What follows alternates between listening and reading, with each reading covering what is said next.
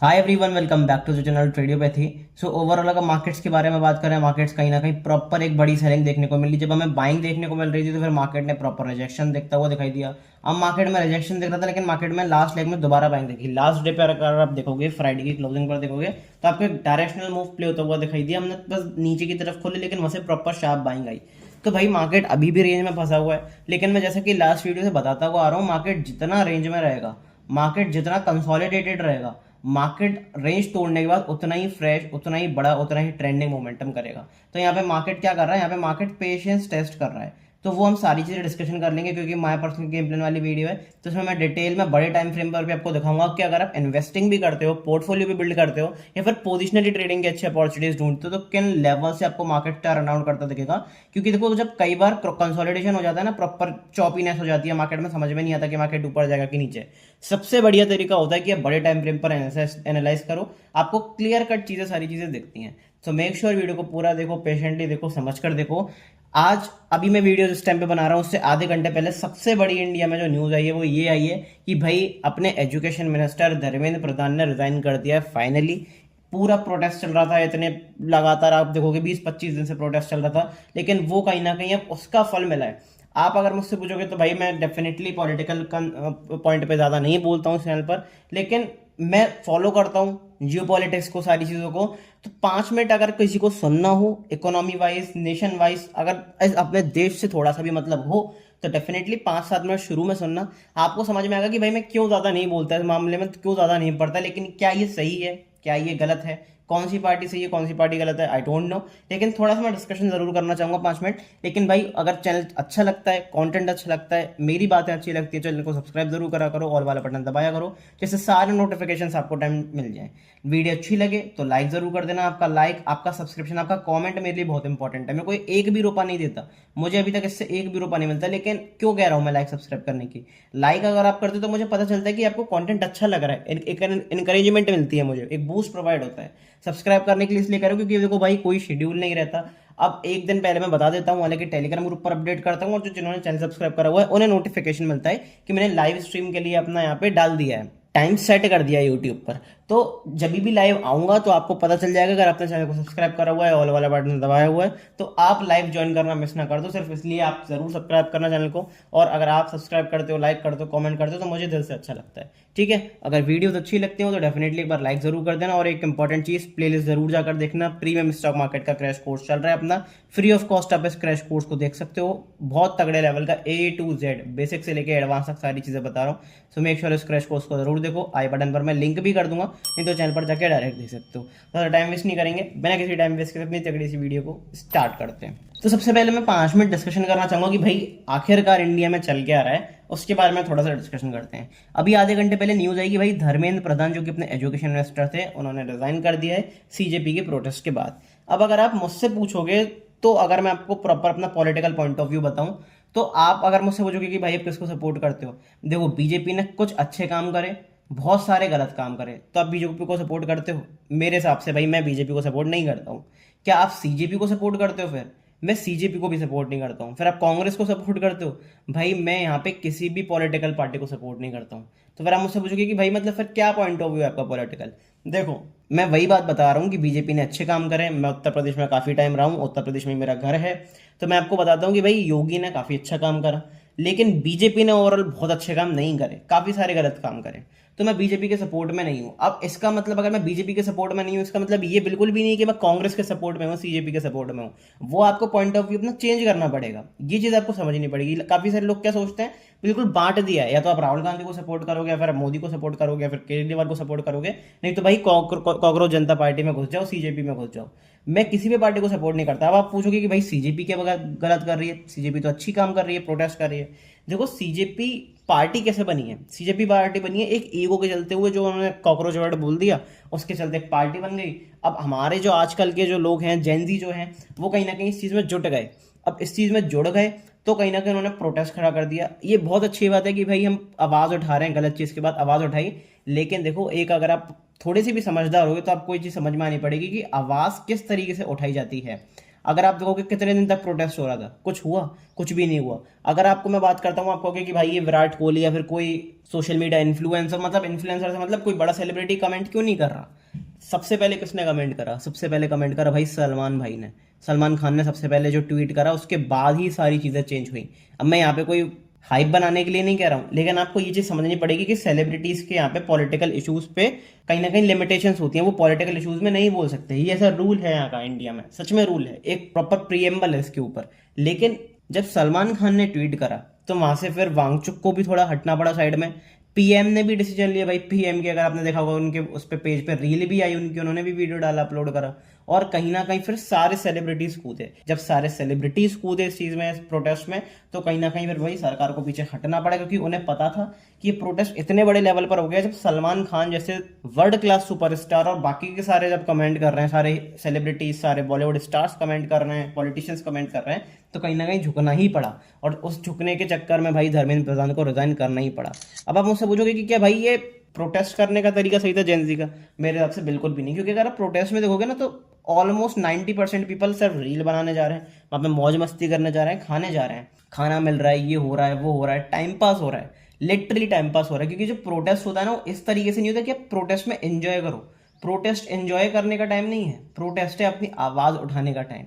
क्या किसी ने आवाज़ उठाई? कहते दिन तक कुछ भी हुआ? अपने दिल पर हाथ रख के एक बार कमेंट बॉक्स में बताना अगर हिम्मत हो।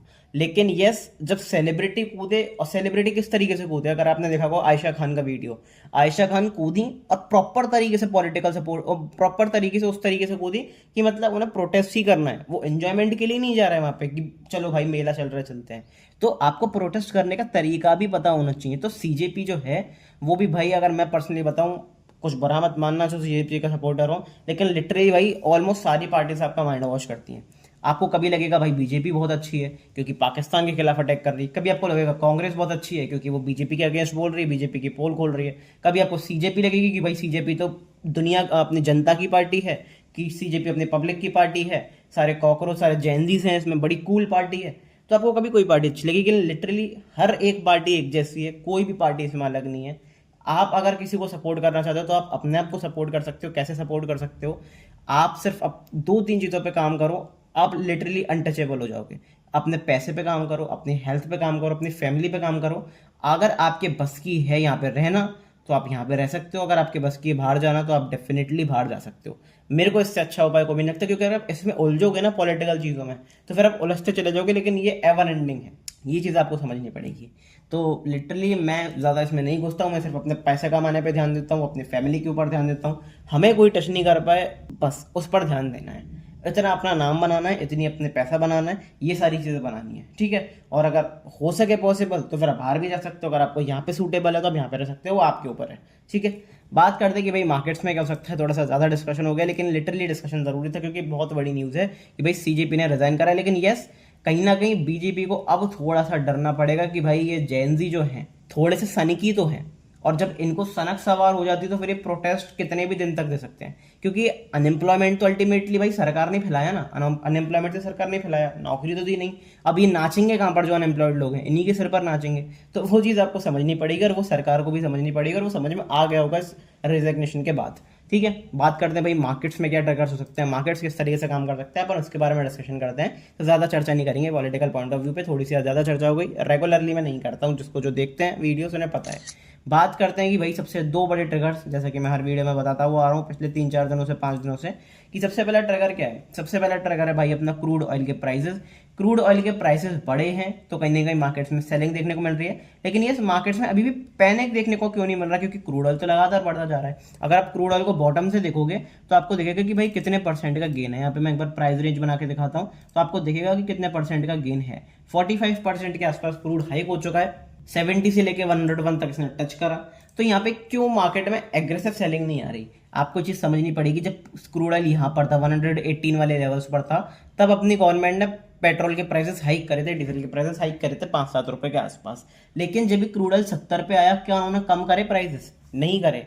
तो मार्केट ये चीज समझ रहा है कि जब हाई क्रूड ऑयल प्राइसेस पर प्राइसेस हाइक हो गए लेकिन लो पर प्राइसेस को कम नहीं करा गया, तो फिर भाई मार्केट में पैनिक क्यों फैलाना?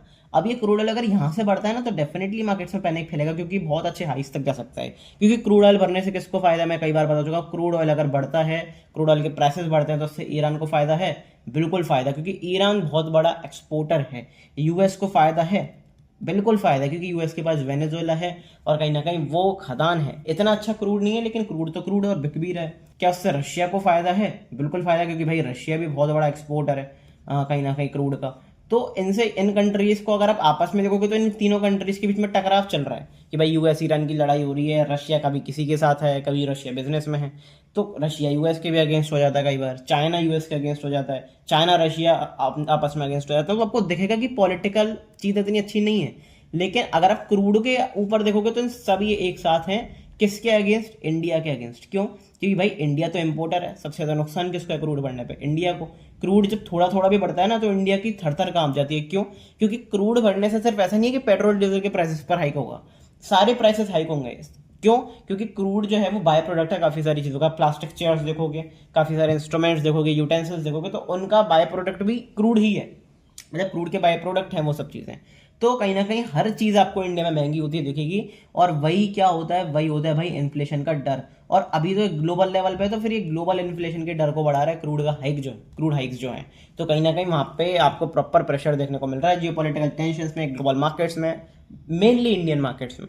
अमेरिकन मार्केट्स में आपको इतना प्रेशर देखने को नहीं मिलेगा, एक आध दिन सेलिंग मिल जाएगी लेकिन इतना प्रेशर देखने को नहीं मिलेगा। क्यों, क्योंकि भाई अमेरिका के पास क्रूड है, अमेरिका को कोई दिक्कत नहीं है। रशियन मार्केट्स के पास या फिर आप चाइना के मार्केट्स को देखोगे तो उन्हें कोई दिक्कत नहीं है। गिर रहा है तो सिर्फ इंडिया का मार्केट, क्योंकि भाई क्रूड हाइक्स है और सबसे ज्यादा दिक्कत इंडिया की हुई है क्रूड के बेसिस पे। ठीक है, तो ये अपना पहला ट्रिगर हो गया। दूसरा ट्रिगर भाई साइड बाय साइड क्या चल रहा है, दूसरा ट्रिगर चल रहा है क्योंकि क्रूड बढ़ रहा है, रुपी डेप्रिशिएट हो रहा है, तो फिर भाई यूएसडी आईएनआर की वैल्यू प्रॉपर गिर रही है। मैंने यहाँ पे भी बताया था 95.7 के ऊपर निकलते हैं, मैंने यहाँ पर भी बताया था 95.7 के ऊपर अगर निकलते हैं तो प्रॉपर एक अपसाइड मोमेंटम देखने को मिलेगा। लेकिन अगला टारगेट कौन सा है भाई, $96.8 के आसपास। अगर इसके ऊपर निकलते हैं तो फिर 9900 तक के आपको टच होते हुए दिखेंगे टारगेट्स, और कहीं ना कहीं एग्रेसिव नेगेटिव इंपैक्ट वो दिखाएगा। और सबसे ज्यादा प्रेशर किस पे आएगा, सबसे ज्यादा प्रेशर आएगा भाई बैंक्स पे, क्योंकि it's all about economy, it's all about finance, it's all about banks.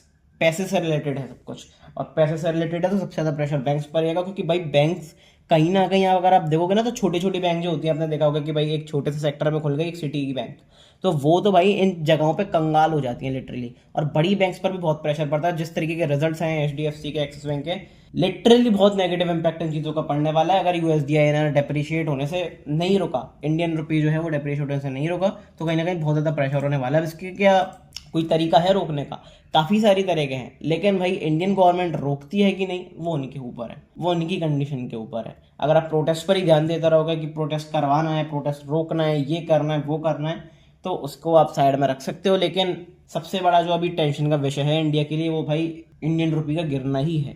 अब सबसे बड़ी बात, प्रोटेस्ट के बाद मुझे तो एक क्वेश्चन मन में आ रहा है कि भाई एजुकेशन मिनिस्टर को आपने हटा दिया, क्योंकि भाई एजुकेशन मिनिस्टर ने लिटरली गलत करा। लेकिन भाई 2014 के बाद काफ़ी सारी चीज़ें तो गवर्नमेंट ने भी गलत करी हैं।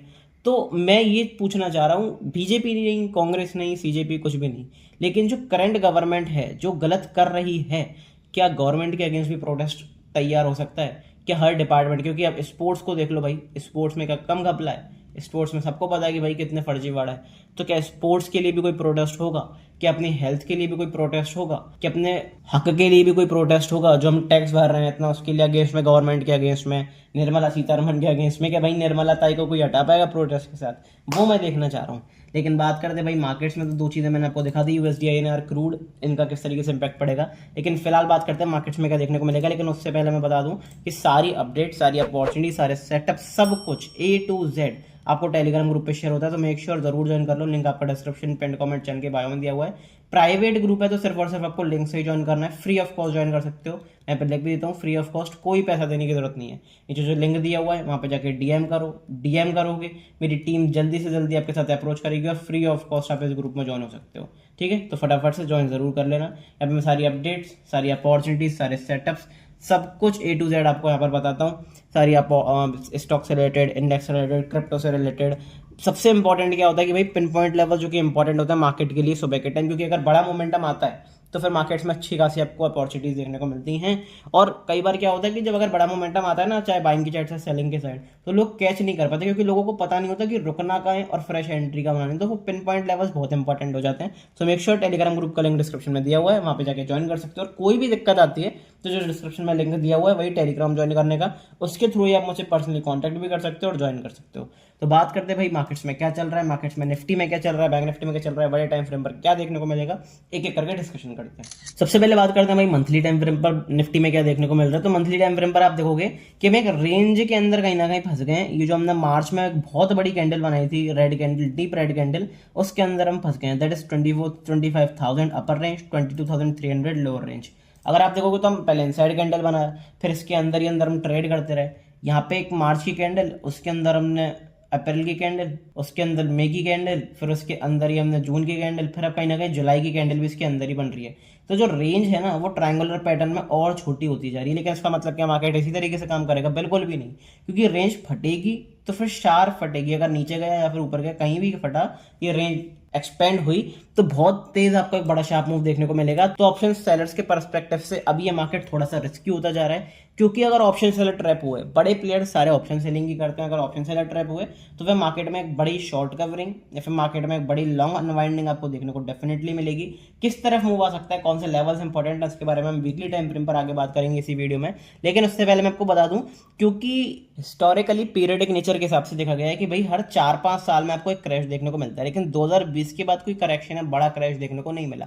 तो मार्केट्स में अगर कुछ ऐसे हालात बनते भी हैं, क्योंकि भाई बवाल हो रहा है, जो हम कहते हैं कि भाई 2026 में तो दुनिया खत्म हो जाएगी, तो आप सब चीज़ 2026 में देख सकते हो। इतना बड़ा वॉर, प्रोटेस्ट, ये वो सारी चीज़ें आपको दिख रही हैं। तो अगर कुछ भी ऐसी कोई टेंशन अराइज होती हैं गवर्नमेंट के, मतलब कुछ भी ऐसी कोई न्यूज़ आती है जिससे भाई मार्केट क्रैश हो सकता है, तो फिर आपको कौन से लेवल्स ध्यान रखने की, तो फिर कौन से लोअर लेवल्स हैं जहाँ पे आप अच्छी खासी इन्वेस्टिंग कर सकते हो, उसके बारे में का डिस्कशन करते हैं। तो सबसे इंपॉर्टेंट लेवल 22,300, 22,200 के नीचे एक अच्छा खासा मूव आएगा। कहाँ तक लेके जाएगा? 21,800 तक, बहुत ज़्यादा नीचे नहीं, लेकिन 21,800 जो है वो कहीं ना कहीं नेक लाइन है। वो क्या है? कहीं ना कहीं एक ब्रिज की तरह काम कर रहा है, क्रूशियल सपोर्ट लेवल की तरह काम कर रहा है, क्योंकि अगर ये टूटता है तो फिर मार्केट्स में आपको प्रॉपर एक बड़ा क्रैश देखने को मिलेगा। 40, 50, 60, 70% तक का भी क्रैश देखने को डेफिनेटली मिल सकता है। उसके लिए मैं क्यों कह रहा हूँ? क्योंकि अगर आप यहाँ पे देखोगे, अगर आप चलो प्राइस एक्शन के बेसिस पर भी देखोगे, तो हमने कहीं ना कहीं डबल टॉप जैसा फॉर्मेशन बनाया। अब अगर ये टूटता है और हम प्रॉपर एक टेक्निकल्स की तरफ जाते हैं, तो टेक्निकल यही सिखाता है कि भाई जितनी बड़ी रेंज है उतना बड़ा एटलीस्ट आपको टारगेट देखने को मिलेगा। और अगर मैं यहाँ से भी क्रैश लेकर चलता हूँ तो आपको कितना बड़ा क्रैश देखने को मिल रहा है? 17,200 के आपको लेवल्स देखने को मिल रहे हैं। और अभी अगर आप देखोगे तो वो कितने परसेंट है? वो 30% के आसपास है।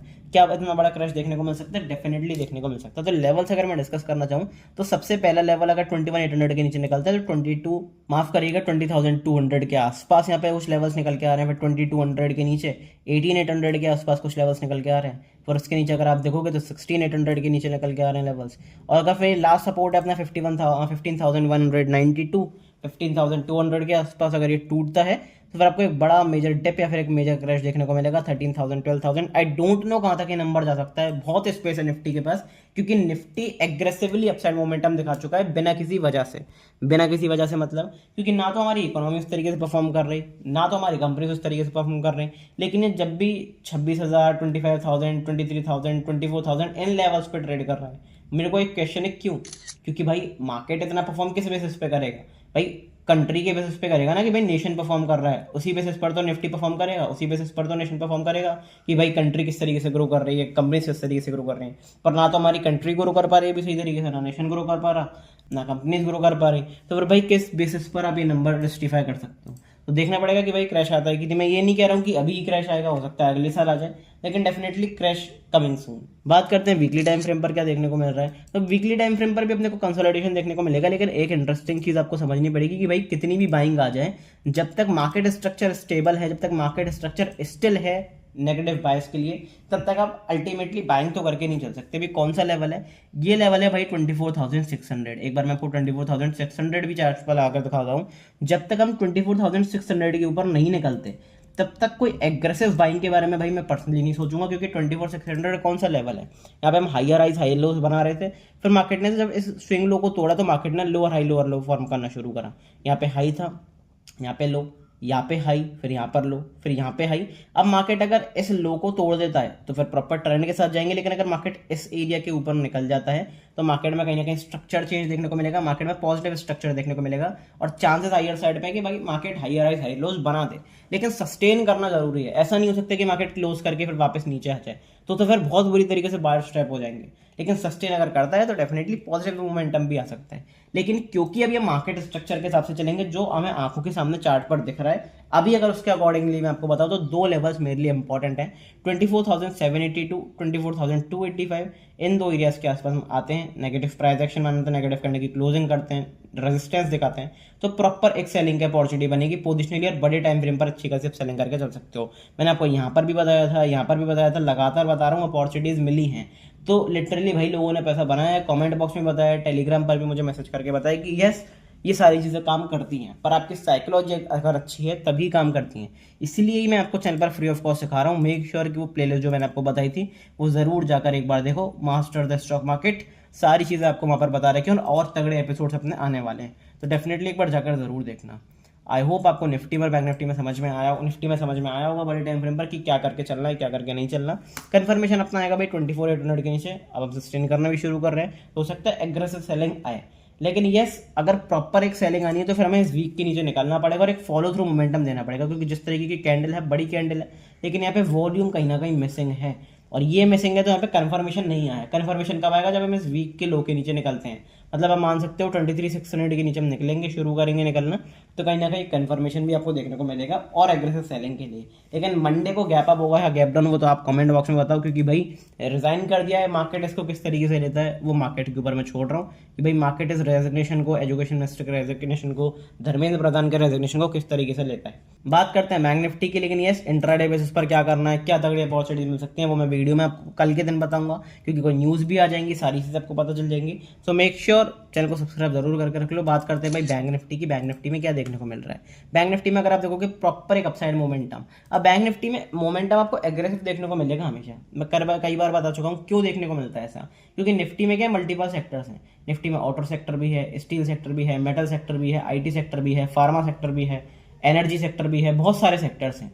लेकिन बैंक निफ्टी में क्या है? बैंक निफ्टी में ऐसा नहीं है, बैंक निफ्टी में सिर्फ बैंक्स हैं, क्योंकि बैंक्स के अंदर सिर्फ बैंक्स ही प्रेजेंट हैं, पीएसयू बैंक, प्राइवेट बैंक्स, तो कहीं ना कहीं मोमेंटम शार्प आता है। जब बैंक्स बढ़ते हैं तो फिर बैंक निफ्टी एग्रेसिव बढ़ती है, जो आप पोजिशनली देख सकते हो, लेकिन बैंक अगर गिरते हैं तो फिर आपको एग्रेसिव सेलिंग भी बैंक्स में आती हुई दिखाई देती है। अब ये चीज़ तो क्लैरिफाई हो चुकी है आपको अभी तक कि भाई मार्केट को अगर ऊपर जाना है ना तो उसका पुश आपको बैंक निफ्टी ही देगा। अगर बैंक निफ्टी ऊपर जा रहा है तभी मार्केट ऊपर जा सकता है, या फिर बैंक निफ्टी गिर रहा है तो ही मार्केट नीचे जा सकता है। तो सिंक करना बहुत इंपॉर्टेंट है बैंक निफ्टी और निफ्टी का, अगर बैंक निफ्टी को या फिर मार्केट्स को प्रॉपर एक डायरेक्शनल मूव दिखाना है, क्योंकि डायरेक्शन के लिए इंपॉर्टेंट है किसी का साथ, अगर वो प्रॉपर अपने को देखने को मिलेगा तो फिर प्रॉपर आपको एक बड़ी मोमेंटम आता हुआ दिखाई देगा। लेकिन एडीएक्स के बारे में वो मैंने डे टाइम फ्रेम पर जो बताया था वो मैं कल के दिन डेफिनेटली बताऊंगा एक बार। एडीएक्स का कॉन्सेप्ट जो था, इंडिकेटर जो कि मोमेंटम डिसाइड करता है, तो वो वीडियो जरूर आकर देखना। लेकिन हमको मंथली टाइम फ्रेम पर दिख गया कि भाई बैंक निफ्टी थोड़ा सा आउट परफॉर्म तो कर रहा है।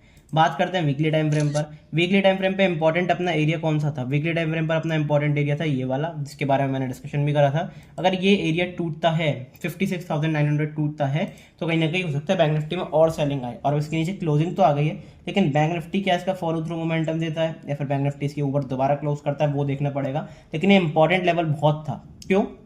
रेजिस्टेंस लिया, रेजिस्टेंस लिया, रेजिस्टेंस लिया, लगातार सपोर्ट लिया, क्योंकि वीकली कैंडल, इसका मतलब हम 5 हफ्ते से, मतलब 1-1.5 महीने से हम लगातार सपोर्ट ले रहे हैं। अब अगर इसके नीचे प्रॉपर एक सेलिंग आती है, कंसोलिडेशन टूटता है, तो मार्केट में पैनिक फैलेगा, बैंक निफ्टी में पैनिक फैलेगा।